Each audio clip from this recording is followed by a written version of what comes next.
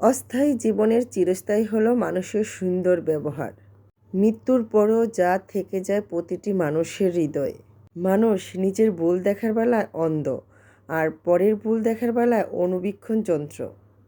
জন্মের পর থেকে আমরা একটু একটু করে হাঁটতে শিখি, কখনো মানুষের কাছে, কখনো স্বপ্নের কাছে, কখনো আবার নিজের ইচ্ছার কাছে। আসসালামু আলাইকুম, সবাই কেমন আছেন? আশা করি সবাই খুব ভালো আছেন। আলহামদুলিল্লাহ, আমিও ভালো আছি। আজকে আমার ময়না অভিমান করতেছে, কারণ শুক্র শনি তার স্কুল বন্ধ থাকলে তাকে বাসায় রেখে আমি বাইরে যেতে পারি না। তখন তার কত ঢং ঢং করে, তার মনির কাছে ফোন দিয়ে কত কান্নাকাটি করে। তো তাই সে এখন আমার সাথে যাবে বলে বায়না ধরেছে, তাকে একটু বুঝিয়ে আদর করে রেখে আমি বাইরে গেলাম। তো যাই হোক, এটা ছিল গতকালকে রাতের একটা পায়েস রান্নার রেসিপি। তো রেসিপি বললেও ভুল হবে, কারণ আমি আপনাদের সাথে জাস্ট শেয়ার করলাম আমি কিভাবে গুড় দিয়ে, দুধ দিয়ে, পোলার চাল দিয়ে পায়েস রান্না করি। প্রথমে আমি পোলার চালটা সিদ্ধ করে নিয়েছি, দুধের সাথে ভালো করে সিদ্ধ হয়ে আসার পর পাশে আরেকটা পাতিলের মধ্যে গুড়টা গলিয়ে নিলাম, আর ওই পায়েসের থেকে একটু দুধ আর গুড় একসাথে মিশিয়ে চেক করলাম যে দুধ আর পায়েস কিন্তু মানে দুধ আর গুড় কিন্তু অনেক সময় ফেটে যায় একসাথে, তো ফাটবে কিনা সেটা পরীক্ষা করলাম। দেখি না, ঠিকঠাক আছে। গুড় যদি ভালো হয় তখন আর মানে দুধে দিলে ফেটে যায় না। তো চেক করার পরে আমি গুড়টা জাল করা সেই গুড়টা পায়েসের মধ্যে দিয়ে দিলাম, কারণ আমি অনেকটা সময় ধরে পোলার চাল আর দুধ একসাথে মানে জাল করে পোলার চালটা যখন সিদ্ধ হয়ে আসছে তখন গুড়টা এভাবে চেক করার পরে আমি গুড়টা দিয়ে দিলাম।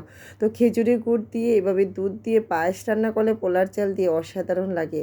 যারা এভাবে এখনও খাননি তারা একবার রেসিপিটা খেয়াল করে তৈরি করে দেখবেন, কতটা ইয়ামি খেতে। আর রান্না করার পর আমি ঢাকনা দিয়ে ঢেকে রেখেছিলাম, ঠান্ডা হওয়ার জন্য অপেক্ষা করছিলাম। আর এসে দেখি দুধটা মানে পায়েসের এত সুন্দর গ্রান আর এত দেখতে লোভনীয় হয়েছে। সবাই খেয়ে তো একদম প্রশংসা, চেটে পুটে পাতিল একদমই খাওয়া এক নিমিষই শেষ, এতটা মজা হয়েছিল। তো যাই হোক, দুপুরের রান্নার আয়োজনে আজকে ছিল একদমই নর্মাল রান্না। আর যদিও নর্মাল রান্না হয়, এই রান্নাগুলি না মাঝে মাঝে করা হয় না, খুব অনেক দিন পর পর করা হয়। তো খেতে কিন্তু বেশ ভালো লাগে অনেক দিন পর পর হলে। একদম ডাল দিয়ে আজকে পেঁয়াজু তৈরি করব, আর লাল লাল করে মরিচ বেটে শুটকির ভর্তা তেলে ভেজে নেব। এই শুটকির ভর্তাটা আমার ছেলে যে কী যে পছন্দ, যেমন গরুর মাংস রোস্ট পোলাও পছন্দ, ঠিক তেমনই তার এই লাল ভর্তাটা তার কাছে এত পছন্দ।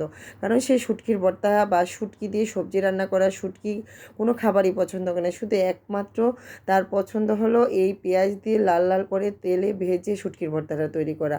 তো ভর্তাটা লাল ছিল, ক্যামেরায় কেন জানি মেরুন কালার চলে আসছে, কারণ নতুন পেঁয়াজ দেওয়াতে হয়তো কালারটা একটু চেঞ্জ। তো যাই হোক, পেঁয়াজগুলি গরম গরম একদম ভেজে নিচ্ছি, আর এদিকে লাল লাল শুটকির ভর্তা, এগুলি দিয়ে আজকে দুপুরের গরম ভাত খেতে অমৃত লাগবে। তো মাঝে মাঝে মানে আমি গরমের সিজনে এরকম খাবার খাই, শীতে খাওয়া হয়নি। তো অনেক দিন হয়ে গেছে এরকম খাবার খাইনি বলে আজ আমার মনে হলো ঝটপট তৈরি করলাম।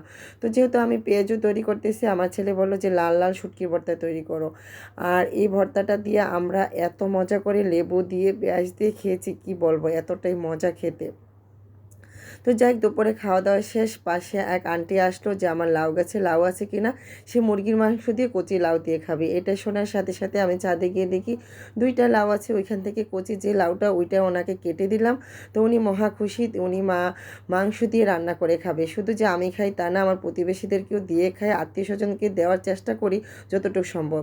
তাই সবাই ভালো থাকবেন, সুস্থ থাকবেন। আমার ভিডিওগুলি ভালো লাগলে লাইক কমেন্ট শেয়ার দিয়ে আমার পাশে থাকবেন। আজকের মতো বিদায়, আল্লাহ হাফেজ।